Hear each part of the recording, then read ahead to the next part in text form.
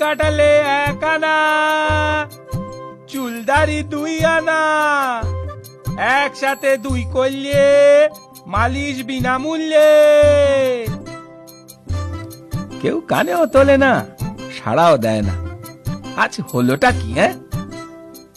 চুল কাটালে 1 আনা, চুলদারি 2 আনা, একসাথে 2 করলে মালিশ বিনামূল্যে।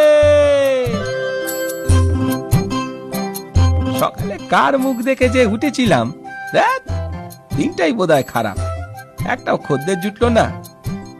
যাই বামুন পাড়ায় গিয়ে দেখি একবার। চুল কাটালে 1 আনা, চুলদারি 2 আনা, একসাথে 2 করলে মালিশ বিনামূল্যে।